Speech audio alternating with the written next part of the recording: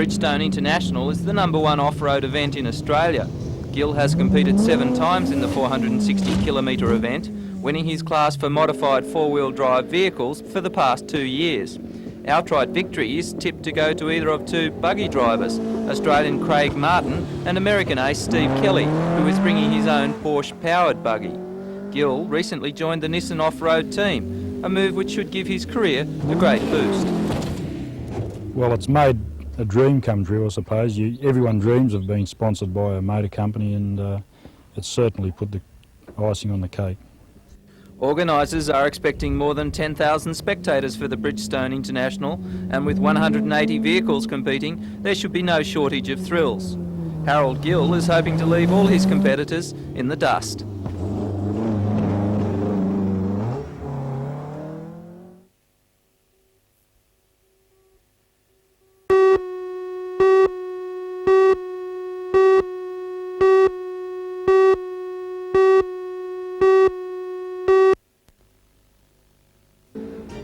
In the news tonight, local off-road racing star Harold Gill is taking on some of the world's best in this weekend's Bridgestone International at Kempsey.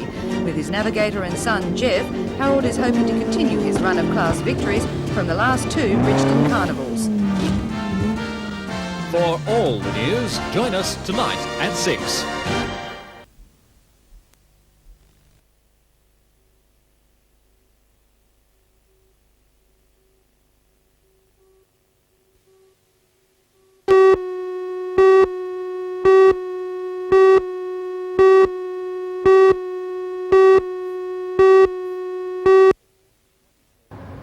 The news that 10 to 20 services per day are set to be cut has angered the bus drivers' union. If brought in, it will mean the loss of between 25 to 30 bus drivers' jobs. The 4th of September is the date set for the proposed changes, and according to Newcastle organiser for the Tramways and Motor Omnibusmen's Employees Association, Steve McDowell, the public should join the union in opposing any changes to the current services. Well, we've placed the matter in dispute. And it'll have to follow the normal procedures as far as the dispute within this industry is concerned.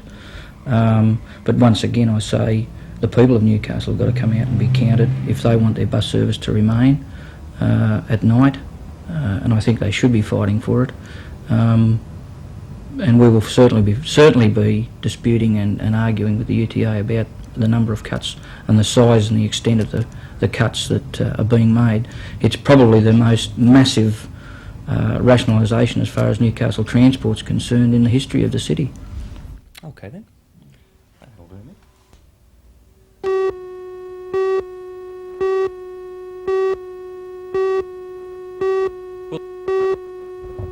Drivers taking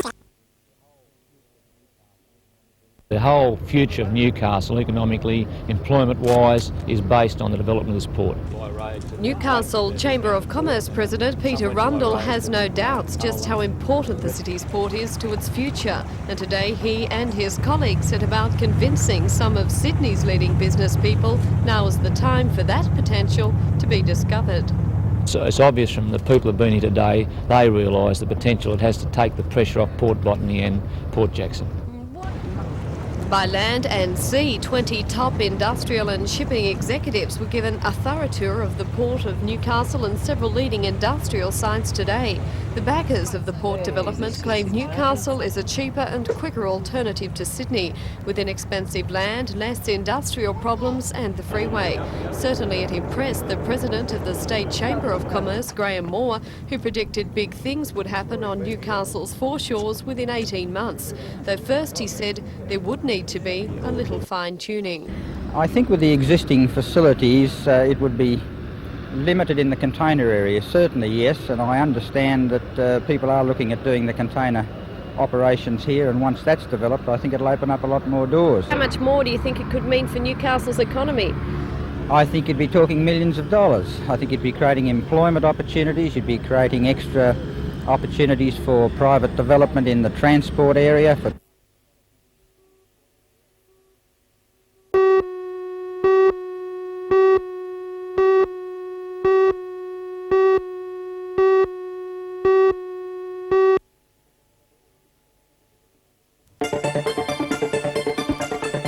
According to the gallery, the exhibition is a national first and a coup for Lake Macquarie. While smaller ceramics are often exhibited, the difficulties and hazards of transporting objects of this size usually rules out a travelling display. The works are by 16 artists, all giving a different interpretation to the human form. Although many defy clear definition, most contain traces of identifiable inspiration, from classical Greece to Cubism. The exhibition, on an 18-month tour of Eastern Australia, will be here until the 28th of next month.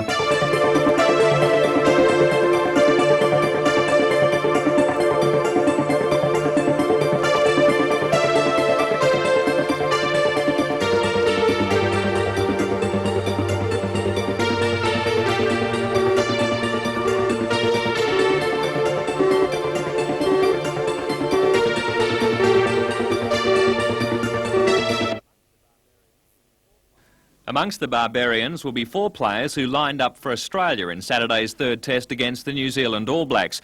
They are Stephen Cutler, Simon Poitevin, Lloyd Walker and David Campese. The Barbarians will also feature former big-name players Enrique Rodriguez, Damien Frawley and Philip Cox. First game of Sunday centenary celebrations will begin at 11:30 between the Newcastle under-19s and the touring Italian under-19s. At 1:30, the Newcastle under-23s will play combined Newcastle Second Division before the Barbarians Newcastle game starts at 3 p.m. As a bicentenary gift to the citizens of Newcastle, admission to the No. 2 sports ground matches will be free.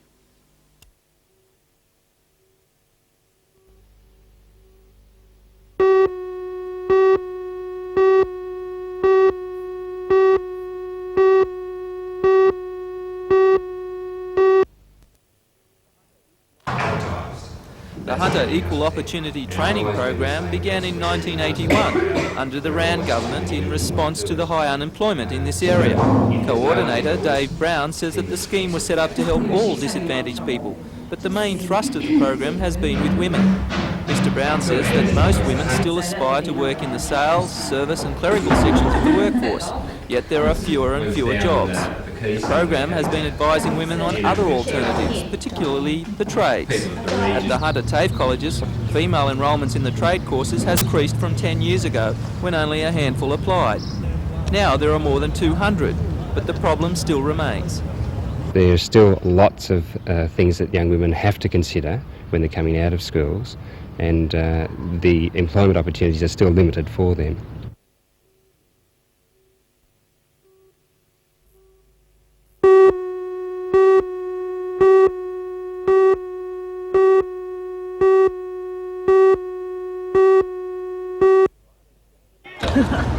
The riders gathered for their last taste of civilization at Freeman's Cafe at the beginning of a 3,000-kilometre trek to Cameron's Corner. That's where the borders of New South Wales, Queensland and South Australia meet. A team of 15 adventurers hired bikes in Sydney for the week-long expedition, but they're all members of Tokyo bike clubs. Some are novices, others are veterans, like the leader of the pack, Eiji Yokokawa. He's covered the grueling Paris to Dakar rally 3 times. They're in Australia because of this man, motoring writer Barry Lloyd. Through an unlikely set of circumstances, his book of the Australian motoring fell into Japanese hands. Lo and behold, the readers recognise this man, Toshi Kashiwagi, planting his company flag at Cameron's Corner 20 years ago. The Japanese bikers decided to follow in his footsteps, or should I say tyre tracks, so they asked Barry. Concern initially, I thought I don't really want to do this, you know, but the closer we've got, the more excited I've become, and I think it'll be good. The expedition has already had problems. One of the bikes was stolen last night, and today there was a minor fall. But the Japanese say the lure of seeing the Australian outback outweighs the hazards. Will the ride be hard work? Not so hard. Oh, it's not a race. Yeah. It's a kind of adventure touring. Barry Lloyd says if this trip works out, he might wind up a full-time tour guide.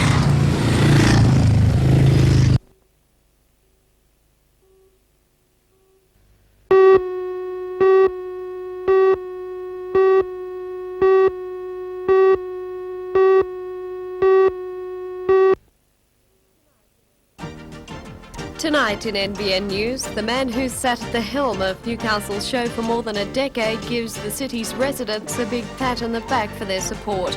67-year-old Fred Bennett has stepped down as the show's secretary and tonight will be honoured by more than 100 of the Hunters' community leaders. For all the news, join us tonight at 6.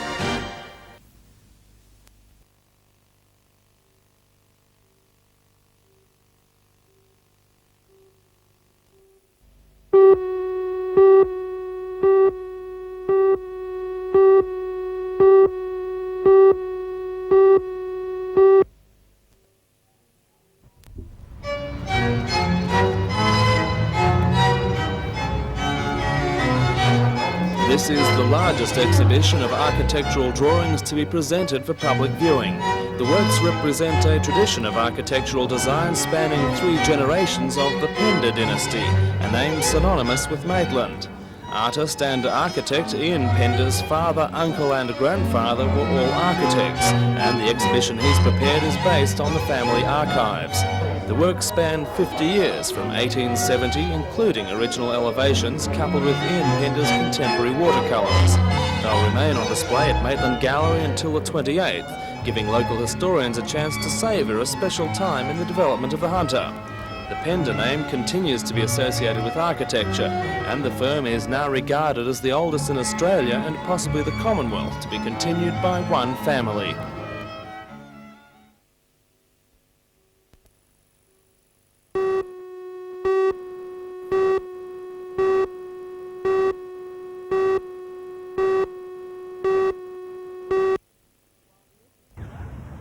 While the education debate continues, today was the Hunters' Day of celebration.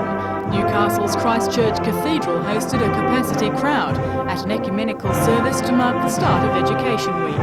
Representatives of both government and non-government schools looked on as robed dignitaries followed by clergy took their places. They were accompanied by trumpeters from the Irrawang Public School. Education Week was officially opened by Assistant Director General of Education Dr. Terry Burke. It's also appropriate to look forward to the future and the important part that education will play in our future. And thus we have, as our theme for Education Week this year, Education for the Future. School choirs added to the occasion, as did a special bicentenary procession of flags representing Australia's various cultural backgrounds. Later, there was a procession of a different kind, when the marching koalas band of Hunter students led the way in a parade from the mall along the foreshore. Immediately following them was the Calgary Stampede Show Band. Hundreds took time out to enjoy the spectacular start to Education Week.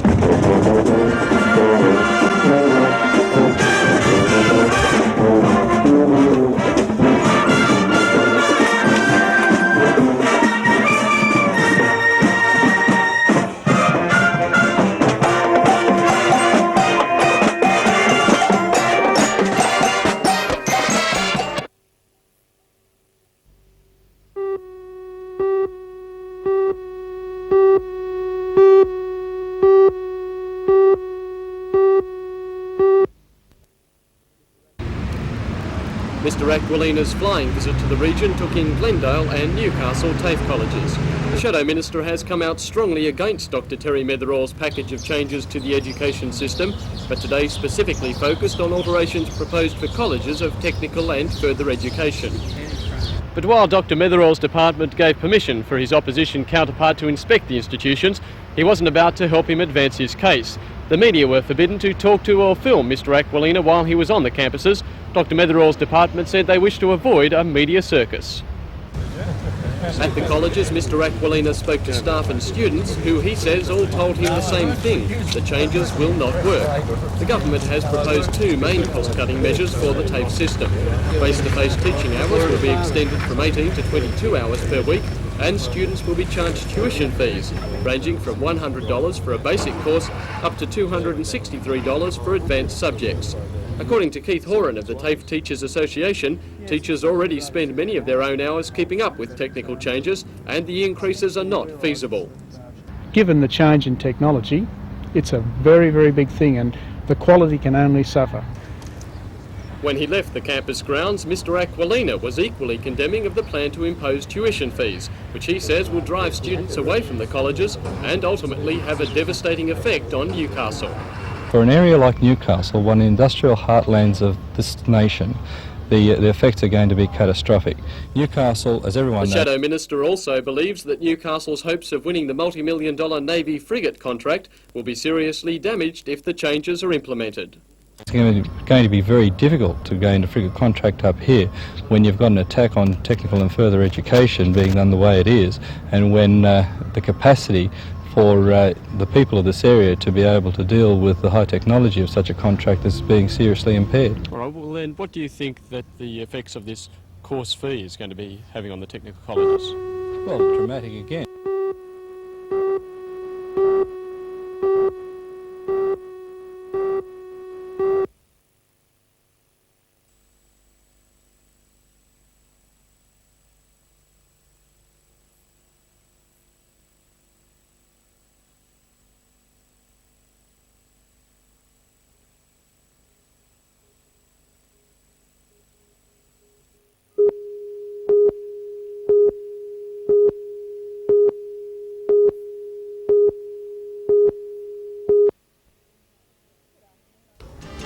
Good afternoon, I'm Belinda Borissow. Tonight I'll be bringing you a report from St Albans in the Macdonald Valley. For the past 5 days, the tiny village has hosted the world's longest annual horse endurance ride. For all the news, join us tonight at 6.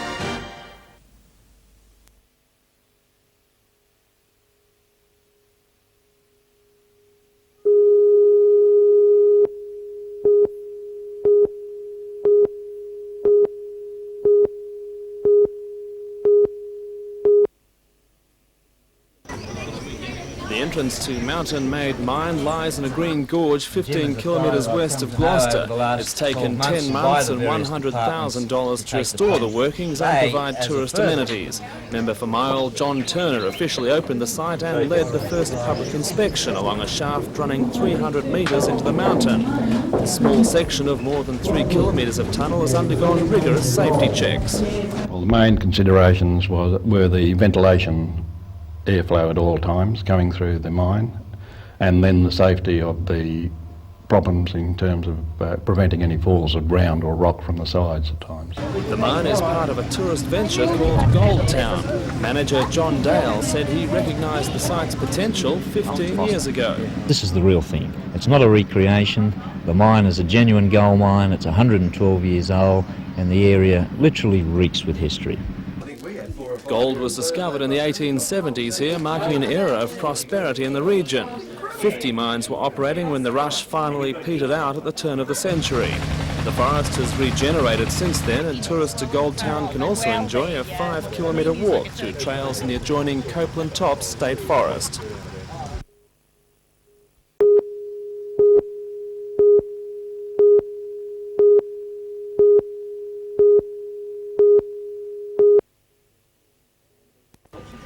Members of the Port Stephens Volunteer Coastal Patrol, the Maritime Services Board, senior police and government ministers gathered at Nelson Head Lookout to watch the Girralong's arrival. Escorted by a flotilla of vessels, the 20-metre wooden-hulled pilot boat has ended its career of the past 30 years. The Girralong won't be going into retirement, however. She'll serve as a vital source of practical training for young mariners starting with the Coastal Patrol or through colleges of TAFE. The handover is part of a government decision to transfer 3 similar vessels to coastal patrols to help overcome a serious shortage of qualified ship's masters and coxswains. The vessel will also serve as a backup rescue boat once the crew are familiar with the craft. Transport Minister Bruce Baird was on hand to see the Girralong's arrival. The voluntary coastal patrol are delighted about it, and I'm sure they'll do a great job with it. It will be a very worthwhile venture and mean a lot to boat owners and boat users in the area.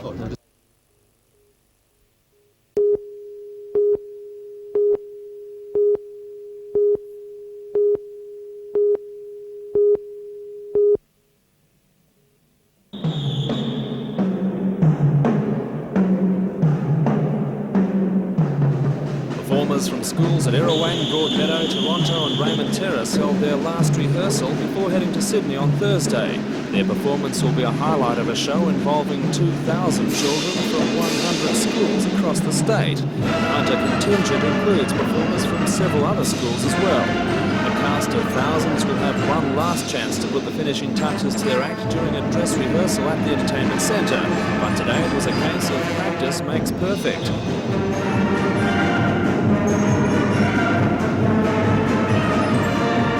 Associate Director of the Spectacular, Ian Skilton, has watched 4 previous performances. He's confident it will all come together on the night.